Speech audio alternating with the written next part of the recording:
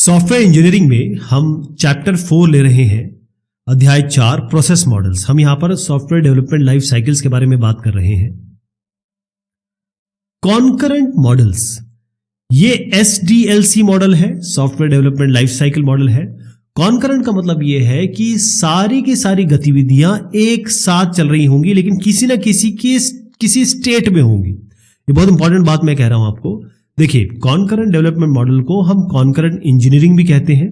यहां पर इटरेटिव यानी कि बार बार लूपिंग चलेगी, बार बार आपको इंक्रीमेंटल चीजें मिलेगी इटरेटिव तहत, लेकिन सारे की सारी चीजें कॉन्करेंट चलेगी, एक साथ चल रही होंगी, लेकिन अलग अलग स्टेट में होंगी। जैसे हम स्पाइरल मॉडल का एग्जांपल ले लेते हैं। अब स्पाइरल मॉडल में क्या हो रहा है कि यहां पर कम्युनिकेशन, शुरुआत कम्युनिकेशन से हो रही है, फिर प्लानिंग करेंगे, मॉडलिंग करेंगे, कंस्ट्रक्शन करेंगे, डिप्लॉयमेंट में जाएंगे। मैं आपसे बस ये कह रहा हूं कि हमारे पास अलग अलग स्टेट है। इनएक्टिव मतलब अभी कुछ नहीं हो रहा है, अंडर डेवलपमेंट मतलब कोई ना कोई एक्टिविटी पे डेवलपमेंट चल रहा है, अब इसको रोक दिया गया क्योंकि ये चेंज का वेट कर रही है। उसके बाद ये उसको रिवाइज किया जा रहा है, अगर कोई चेंज आया तो वो सही है कि गलत है।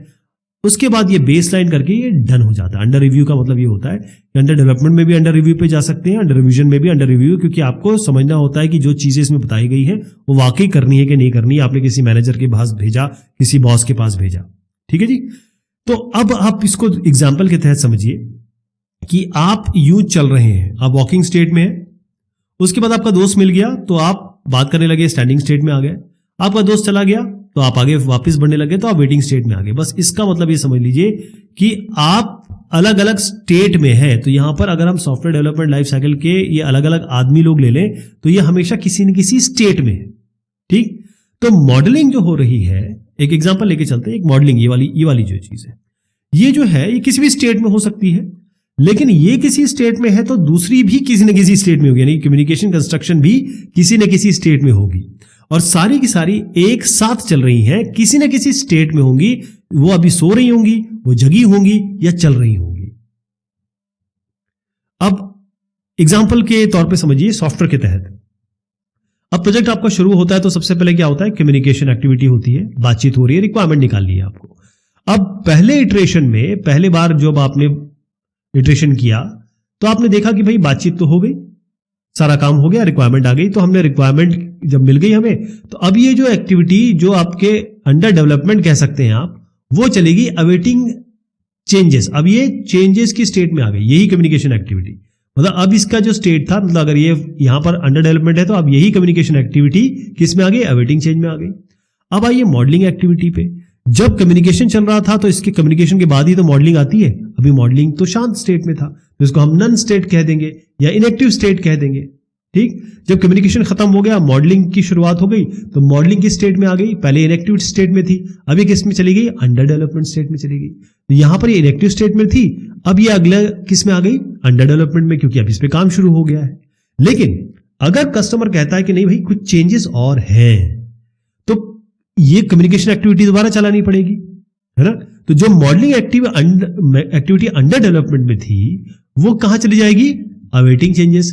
तो अंडर डेवलपमेंट से अब ये आ गई है अवेटिंग चेंजेस, क्योंकि अब कम्युनिकेशन की बात शुरू हो गई दोबारा, तो इसका स्टेट चेंज हो गया। तो कहीं ना कहीं कोई ऐसी चीजें, मतलब बेसिकली कॉन्करेंट मॉडलिंग का मतलब यही है कि वो इवेंट डिफाइन करना कि अगर यूजर बीच में आ गया, वो कहता है कि मुझे ये चाहिए, तो आपको मॉडलिंग रोकनी पड़ेगी या मॉडलिंग को किसी और स्टेट में भेजना पड़ेगा, कम्युनिकेशन एक्टिविटी को इनिशिएट कर देना पड़ेगा या उसको अंडर डेवलपमेंट में ले जाना पड़ेगा। ये स्टेट समझ गया आप। अब ये समझ लीजिए, शुरुआत में ऐसा हुआ कि रिक्वायरमेंट मॉडल में कोई दिक्कत आई। जैसे मैंने आपसे कहा, रिक्वायरमेंट मॉडल में कोई दिक्कत आती है तो रिक्वायरमेंट एनालिसिस दोबारा करनी पड़ेगी, लेकिन आप रिक्वायरमेंट एनालिसिस तो कर चुके हैं। अगर मान लीजिए यहाँ पे ये मॉडलिंग की जगह रिक्वायरमेंट होती तो आप डन स्टेट में पहुंच चुके होते, लेकिन अभी इसको अवेटिंग चेंजेस स्टेट में भेजना होगा। क्यों? क्योंकि अब दोबारा यूजर आ गया, उसने कहा भाई इसमें चेंज कर दीजिए। ऐसी मॉडलिंग में हो सकता है, ऐसी आपका डिप्लॉयमेंट में हो सकता है, लास्ट तक भी जा सकता है। तो यहां पर आप ये समझ लीजिए कि सारी की सारी गतिविधियां जो भी SDLC के अलग अलग फेजेस हैं वो चल रही होंगी, लेकिन एक साथ चल रही होंगी। और जैसे कोई ट्रिगर आएगा, जैसे कोई इवेंट आएगा सॉफ्टवेयर लाइफ साइकिल में, वो अपना स्टेट परिवर्तित कर देंगी, चाहे वो अवेटिंग चेंजेस में होगी या इंतजार कर रही होंगी परिवर्तन का रिवीजन हो रहा होगा, या फिर वो खत्म स्टेट में आ जाएंगी। मतलब खत्म कहेंगे कि वो हो चुकी है, इसमें आगे काम करने की जरूरत नहीं है, अभी हो चुकी है। स्पेशलाइज्ड प्रोसेस मॉडल्स, हमारे पास वाटरफॉल मॉडल है, प्रोटोटाइप मॉडल है, स्पाइरल मॉडल है, तमाम तरीके के मॉडल हमने देखे। स्पेशलाइज्ड का मतलब क्या है? ऐसे सॉफ्टवेयर डेवलपमेंट लाइफ साइकिल जो किसी पर्टिकुलर सॉफ्टवेयर बनाने के लिए यूज होते हैं, यानी वो हर जगह यूज नहीं होंगे, वो स्पेशलाइज्ड है ना। इसमें क्या करते हैं कि हमारे पास जो भी मैंने नाम लिया, वाटरफॉल मॉडल है, हमारे पास प्रोटोटाइप मॉडल है, स्पाइरल है, ऐसे तमाम तरीके के मॉडल हमने डिस्कस किए। ये जो इनको ट्रेडिशनल मॉडल को के अच्छी अच्छी चीजें इसमें ली जा सकती है, बेहतरीन चीजें इसमें ली जा सकती है। ध्यान रखिएगा कि जहां पर कुछ स्पेशलाइज, बहुत स्पेसिफिक सॉफ्टवेयर बनाना है, जैसे मान लीजिए आपको इंजीनियरिंग सॉफ्टवेयर बनाना है, या कोई आपको वॉल्केनो से रिलेटेड बनाना है, या फिर आपको ऑर्बिटल प्रक्षेपण का सॉफ्टवेयर बनाना है, तो उसके लिए आपको स्पेशलाइज चीज यूज करनी पड़ेगी। इसमें 3 अलग अलग मॉडल्स के बारे में हम बात करेंगे। एक है component based model, component based development model. दूसरा हम डिस्कस करेंगे द फॉर्मल मेथड्स मॉडल। तीसरा हम इसमें डिस्कस करने वाले हैं aspect oriented software development model. Component based development क्या होता है? आपने लेगो सुना होगा। बच्चे क्या करते हैं, उनको आप गेम लाके देते हैं, उनमें अलग अलग पार्ट्स होते हैं ऐसे, और वो फिट हो जाते हैं, और फिट होके वो एक शेप दे देते हैं। जैसे जानवर का शब्द शेप दे देंगे, घर का शेप दे देंगे, गाड़ी का शेप दे देंगे। तो इन सबको हम जोड़ते हैं और एक शेप बना देते हैं। तो ये जो अलग अलग पार्ट्स हैं ना, इन्हीं को हम कंपोनेंट कह रहे हैं। यहां पे होता ये है, या हुआ ये है कि बहुत सारी ऐसी कंपनीज हैं, बहुत सारे ऐसे वेंडर्स हैं जिन्होंने ऑलरेडी सॉफ्टवेयर कंपोनेंट बना के रखे हैं। मान लीजिए कि आपको कहीं पेमेंट करना है, तो पेमेंट गेटवे ऑलरेडी बना हुआ है, पेमेंट ऑलरेडी गेटवे बना हुआ है। तो अगर आप एक वेबसाइट बनाते हैं, वहां पर कुछ खरीदारी करवाते हैं लोगों से और कहते हैं पेमेंट करिए, तो ये जो पार्ट है ये ऑलरेडी लिखा हुआ है। इसको हम कह रहे हैं COTS, commercial off the shelf COT. ये कंपोनेंट या सॉफ्टवेयर, आप ये कह लीजिए छोटा सॉफ्टवेयर ऑलरेडी बना हुआ है, छोटा सॉफ्टवेयर मान सकते हैं इसको, ठीक है। ये बिल्कुल क्लियर कट है, पेमेंट बिल्कुल क्लियर कट बनाया जा चुका है, इसकी टेस्टिंग हो चुकी है, ये कई जगह यूज हो रहा है या यूज किया जा सकता है। इसको ऐसे ही उठा के आप सॉफ्टवेयर में इनपुट कर सकते हैं या यूज कर सकते हैं। तो यहां पर जो कंपोनेंट बेस्ड डेवलपमेंट मॉडल है, यहां पर बहुत सारी चीज हम, और या अच्छी चीजें हम स्पाइरल मॉडल की भी यूज करते हैं। स्पाइरल तरीका होगा डेवलपमेंट का, और यूज क्या होगा, कंपोनेंट जो ऑलरेडी बिल्ट है। तो क्योंकि स्पाइरल मॉडल की बात कर रहे हैं, और ये स्पाइरल मॉडल हम जानते हैं एवोल्यूशनरी मॉडल है, शुरुआत से जो धीरे धीरे धीरे उसमें इंक्रीमेंट होके बनता है। तो यहां पर इटरेटिव अप्रोच होगा, यानी कि आप जोड़ जोड़ के नई नई चीज, नए नए वर्जन बनाएंगे। जो मॉडलिंग एंड कंस्ट्रक्शन एक्टिविटी है, वो शुरुआत होती है कैंडिडेट कंपोनेंट। कंपोनेंट का मतलब ये है कि हमें कौन कौन से, मान लीजिए पूरा एक सॉफ्टवेयर बनाना है हमें, तो इस सॉफ्टवेयर बनाने के लिए हमें कौन सा पार्ट चाहिए, कौन सा पार्ट चाहिए, कौन सा पार्ट चाहिए। मैं इसको एग्जांपल भी इसके तहत भी आपको समझाऊंगा। तो जो कंपोनेंट्स हैं वो क्या है? कंपोनेंट मैंने जैसे बताया, पेमेंट वाला हो गया, या कैलेंडर ही मान लीजिए, छोटा सा मान लीजिए कैलेंडर। ऑलरेडी कैलेंडर जो है वो आपका बना हुआ है, उसको आप direct as a component use कर सकते हैं। लेकिन यही नहीं कि जो मॉड्यूल्स बने हैं, जो ऑलरेडी टेस्टेड है, वो आप जो क्लासेस हैं उसको डायरेक्ट यूज कर सकते हैं। जो पैकेजेस हैं, क्लासेस के पैकेजेस आते हैं, उसको यूज करते हैं अगर आप ऑब्जेक्ट ओरिएंटेड प्रोग्रामिंग के बारे में बात कर रहे हैं तो कंपोनेंट बेस्ड मॉडल में कुछ स्टेप है। स्टेप क्या है? जैसे सबसे पहला है कि जो जो कंपोनेंट अवेलेबल है, जो जो मार्केट में अवेलेबल है, आप सीधा खरीद के, सीधा लेके, या आपने खुद डेवलप कर रखे हैं, वो सीधा आप लगा सकते हैं। तो पहले तो पता करना होगा भाई कौन कौन से अवेलेबल है। मान लीजिए 10 पेमेंट गेटवे है, तो कौन सा यूज करना है, कौन सा हमें बेहतरीन होगा, जो हमारा एप्लीकेशन डोमेन है वहां पर कौन सा सही रहेगा।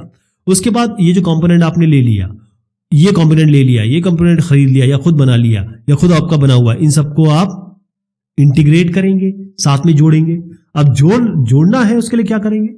आपने कोई ना कोई तो एक आर्किटेक्चर बना रखा होगा। आपको पता है कि ये कार बननी है, तो कार के लिए आपको टायर, या आपने एज ए कंपोनेंट खरीद लिया, आपने कोई इसका इंजन, वो एज ए कंपोनेंट खरीद लिया या फिर बना लिया, या फिर कॉट्स की तरह ले लिया, और उसके बाद इसको जब कंबाइन करेंगे कार कैसे बनेगी, तो कार का एक आर्किटेक्चर आपने बना रखा होगा, और उसके बाद उस आर्किटेक्चर के हिसाब से इनको अपनी अपनी जगह फिट कर देंगे, और उसके बाद इसकी टेस्टिंग की जाएगी। क्योंकि कंपोनेंट ऑलरेडी टेस्टेड है, लेकिन जब इंटीग्रेशन करते हैं तो उसकी इंटीग्रेशन टेस्टिंग भी होनी है।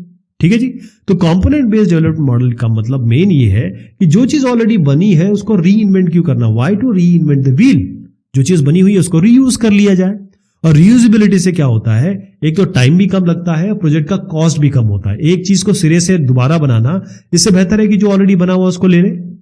यहां पर देखिएगा आप एक हॉलीडे, मतलब एक छोटी सी एग्जांपल है होटलिंग सिस्टम का। अब जो क्रेडिट कार्ड की बिलिंग वाला कंपोनेंट है वो तो ऑलरेडी बना हुआ है, उसको खरीद लीजिए। एयर रिजर्वेशन का ऑलरेडी बना हुआ है, उसको खरीद लीजिए या फिर खुद बना लीजिए या फिर उसको कंपोनेंट की तरह जोड़ दीजिए। ये कर सकते हैं आप, इसे कहते हैं component based development. The formal methods model. Formal method का मतलब क्या है, यहां पर हम बहुत ज्यादा मैथमेटिक्स यूज करने वाले हैं। यानी अगर आपको मैं कहूं 1 या 0, डिजिटल में बात करूं तो 1 से आप बता देंगे ये सही है, 0 से मतलब ये गलत है। बिल्कुल क्लियर कट है। अगर मैं 2 + 3 बोलूं तो आप कोई ऐसा नहीं हो सकता दुनिया में जो ये कह दे 5 नहीं होगा। अगर हम मैथमेटिक्स लगाएं या मैथमेटिकल कॉन्सेप्ट लगाएं तो हमें यह पता है कि हम जो कर रहे हैं बिल्कुल करेक्ट होगा, उसमें कोई इमोशन नहीं आएगी, फीलिंग नहीं आएगी, जज्बात नहीं आएंगे, है ना। तो मैथमेटिकल नोटेशन, मैथमेटिक्स के जितने भी नोटेशन है, अगर उसका इस्तेमाल करके अगर हम स्पेसिफिकेशन बना सके, अगर हम मॉडलिंग कर सके, अगर हम उसकी कोडिंग वगैरह में इसका इस्तेमाल कर सके मैथमेटिकल नोटेशन का, तो इसे हम फॉर्मल मेथड मॉडल कहेंगे। तो जो फॉर्मल मेथड है इसमें तरीके वही हैं, लेकिन इसमें हम हर चीज का एक मॉडल की चेकिंग होगी। स्पेसिफिकेशन जो बनाएंगे वो बाकायदा मैथमेटिक्स के हिसाब से लिखेंगे, नोटेशन के हिसाब से लिखेंगे, ताकि वो बिल्कुल सही आए और उसकी फॉर्मल प्रूफ भी होगा, क्योंकि मैथमेटिक्स में तो प्रूफ चलता है, राइट। तो इसका थोड़ा सा एक वेरिएशन जरूर है, उसका नाम है क्लीन रूम सॉफ्टवेयर इंजीनियरिंग।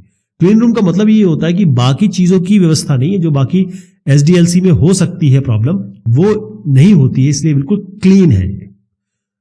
देखें बाकी जितने भी, जैसे बार बार बता रहा हूं कि बाकी जो सॉफ्टवेयर इंजीनियरिंग के पैराडाइम्स है, एसडीएलसी लाइफ साइकिल्स है, उनकी बहुत सारी प्रॉब्लम ये हटा देता है, क्योंकि एम्बिग्विटी होती है। आप रिक्वायरमेंट समझ में नहीं आ रही है आपको, यूजर कह रहा है ये चाहिए खेत, आप उसको खलिहान समझ रहे हैं। एम्बिग्विटी मैथमेटिक्स में नहीं आएगी। कई चीज आपको नहीं मिल पाई, आप मान के चल रहे हो वो मिल गई।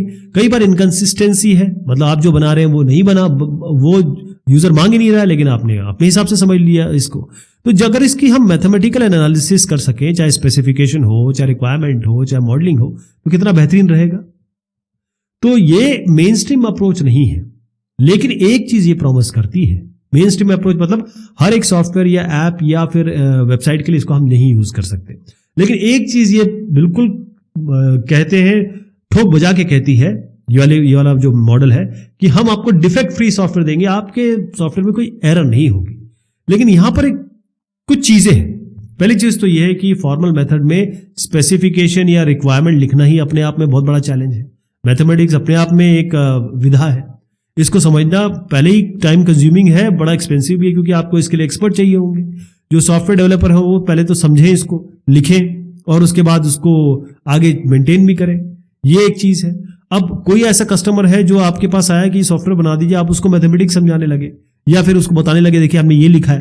अब आपने मान लीजिए एक यूज केस लिख दिया और यूज केस में लिखा 2 / 3 $n and at the rate ऐसे करके इक्वल्स, ये ऐसा साइन लगा दिया और इंटीग्रेशन का साइन लगा दिया। ऐसे मैं एग्जांपल दे रहा हूं, मतलब उसको कैसे समझ में आएगा, उसको समझ नहीं पाएगा। तो ये सारी चीजें खास तौर पे वहां यूज होती है जहां पर सेफ्टी इश्यूज होते हैं। कहने का मतलब यहां पर है कि जो लोग सेफ्टी क्रिटिकल सॉफ्टवेयर, जहां पर जान की बाजें लगने वाली है, जैसे हवाई जहाज, जैसे जहां पर लोग मेडिकल डिवाइसेस होती है ना जो जान बचाती है, वहां पर इसकी बहुत यूसेज है, वहां पर लोग यूज करते हैं। या फिर अगर बाई चांस कोई भी सॉफ्टवेयर में कोई भी कमी आ गई, खराबी आ गई, तो जिंदगी जा सकती है। ऐसी जगह पे फॉर्मल मेथड मॉडल यूज किए जाते हैं। एस्पेक्ट ओरिएंटेड सॉफ्टवेयर डेवलपमेंट, ये भी एक सॉफ्टवेयर डेवलपमेंट लाइफ साइकिल है, ये भी स्पेशलाइज्ड है। कई जगह ये यूज होता है, हर जगह यूज नहीं होता। तो अगर आप देखें तो इसमें कुछ शब्द आएंगे, मतलब मेन शब्द तो यही है कि एस्पेक्ट। पहले तो हमको ये समझना पड़ेगा एस्पेक्ट क्या है। आपने ये सुना होगा ऑब्जेक्ट ओरिएंटेड सॉफ्टवेयर डेवलपमेंट, है ना। इसी तरीके से क्योंकि वो ऑब्जेक्ट के आसपास चलता है, सारा सॉफ्टवेयर डेवलपमेंट पहले आप ऑब्जेक्ट यानी कि पहले क्लास बनाएंगे, उसका ऑब्जेक्ट बनाएंगे, तब आगे काम बनेगा। क्लासेस आइडेंटिफाई करनी पड़ती है। यहां एस्पेक्ट का मतलब है डिमेंशंस, फेजेस, कुछ भी कह सकते हैं आप, पहलू, है ना। तो अब इसमें हमको समझना ये होगा कि आजकल का जो समय है, यहां पर कंप्यूटर बड़े मॉडर्न हो गए हैं, यहां पर सोफिस्टिकेशन आ गया है, और हर आदमी का बहुत सारे कंसर्न है, सोच है, एस्पेक्ट है। तो यहां पर आपको वो सारे एस्पेक्ट, सारी सोच, सारे कंसर्न पूरे आर्किटेक्चर में डालने होंगे। ऐसा नहीं कि अरे तुम जो सोच रहे हो ना, रहने दो यार, इनकी बात ज्यादा इंपॉर्टेंट है, ये मैनेजर साहब है, ये ज्यादा पैसा दे रहे हैं, या ये स्टेक होल्डर बड़ा है। ऐसा नहीं, कहां कहां क्या क्या चीज हो सकती है, मैं कंसर्न को समझाता हूं। अभी तक ये, अगर ये एस्पेक्ट या आपका डिमेंशन, फेज, या फिर आप कंसर्न समझ जाएंगे, ये सब एक ही चीज है। अगर ये समझ गए तो आप एस्पेक्ट ओरिएंटेड सॉफ्टवेयर मॉडल समझ जाएंगे। एस्पेक्ट का मतलब ये है कि अगर कंसर्न, सोच, कई बार हम पूरे सॉफ्टवेयर में एक हाई लेवल सोच होती है हमारी, सिक्योरिटी, मतलब सिक्योरिटी तो होनी चाहिए, और सॉफ्टवेयर में अगर कोई फॉल्ट आता है तो ये टॉलरेट कर ले, किसी तरीके से टॉलरेंसी हो। कई सारे ऐसे हैं जो ये हर जगह इफेक्ट नहीं करेगी, सिक्योरिटी फॉल्ट टॉलरेंस हर जगह नहीं करेगी, लेकिन कई ऐसे हैं एस्पेक्ट या कंसर्न, जैसे बिजनेस रूल आपको लगाने हैं, तो वो तो हर एक फंक्शन में लगाने पड़ सकते हैं। कोई भी आपका सॉफ्टवेयर कोई बनाने को दे रहा है आपको, वहां हर जगह आपको बिजनेस रूल के तहत तो काम करना पड़ सकता है। कई सिस्टमेटिक होते हैं, जो भी टास्क एक के बाद एक हो, सिंक्रोनाइज हो, इसमें मेमोरी का मैनेजमेंट तो होना ही होना चाहिए। तो ये सारे एस्पेक्ट हो सकते हैं, कंसर्न हो सकते हैं। अब इसमें एक बात आती है क्रॉस कटिंग कंसर्न की। क्रॉस कटिंग कंसर्न का मतलब ये है कि मेरा, अब इसको इस तरह की समझिए कि मेरा कंसर्न जो है वो सिक्योरिटी है, ठीक है जी, लेकिन सिक्योरिटी वाला कंसर्न मेरे इस पर्टिकुलर फंक्शन में लग रहा है, इसमें भी लग रहा है। अब मैं आ गया हूं मेमोरी मैनेजमेंट, ये थोड़ा सिस्टमेटिक कंसर्न है मेरा, लेकिन ये मेरा इस फंक्शन में लग रहा है। तो दो फंक्शन में सिक्योरिटी भी लग रही है, मेमोरी मैनेजमेंट भी लग रहा है, मेरा दोनों एस्पेक्ट इसमें इंपॉर्टेंट है। तो इसको हम कहते हैं cross cutting concern. Cross cutting concern, तो यहां पर हम एस्पेक्चुअल यानी कंसर्न या सोच, पहलू, उस भाव की रिक्वायरमेंट यहां निकालने की कोशिश करते हैं।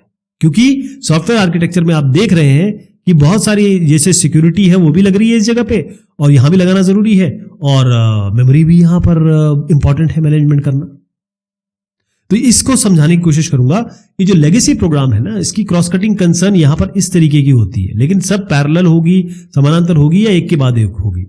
एस्पेक्ट ओरिएंटेड प्रोग्रामिंग में क्योंकि क्रॉस कटिंग कंसर्न है, तो यहां पर आप बेस कोड को जब बढ़ाएंगे तो यहां पर एस्पेक्ट कोड को भी बढ़ाना पड़ेगा, क्योंकि वो आप, ये क्रॉस कटिंग है, ये ऐसे नहीं है, ये ऐसे है, ठीक है जी, इसी को क्रॉस कटिंग कह रहे हैं।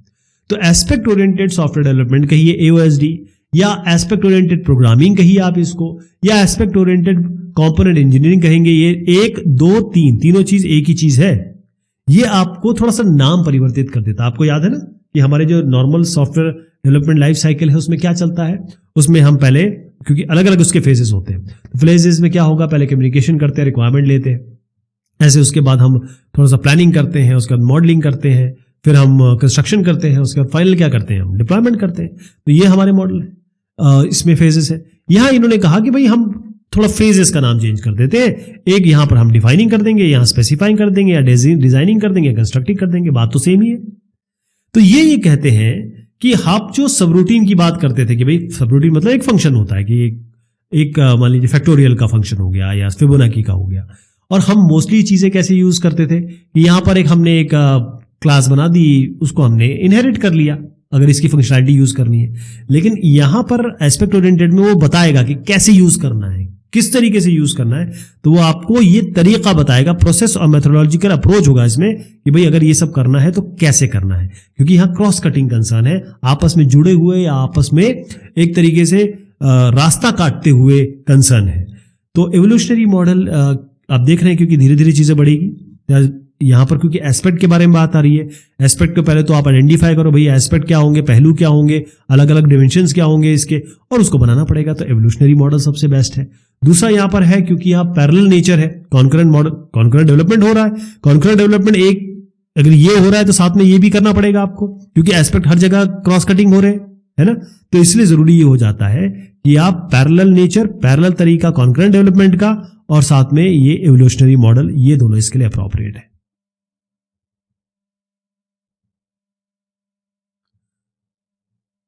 Unified process. यूनिफाइड प्रोसेस में जाने से पहले मैं आपको ये बताना चाहूंगा कि ये 3 साहब हैं। ये यूनिफाइड प्रोसेस में इनका बहुत ज्यादा डिस्कशन आएगा, लेकिन मैं एक थोड़ी अलग हटके चीज बता रहा हूं, क्योंकि ये जो ग्रैडी बूथ साहब है, ये किसी और जगह पे अपना कुछ काम कर रहे थे। जो जेम्स रम्बॉक साहब है, ये भी कुछ कर रहे थे। इवार जैकबसन साहब है, ये भी कुछ कर रहे थे। मेनली ये ऑब्जेक्ट ओरिएंटेड पे काम कर रहे थे।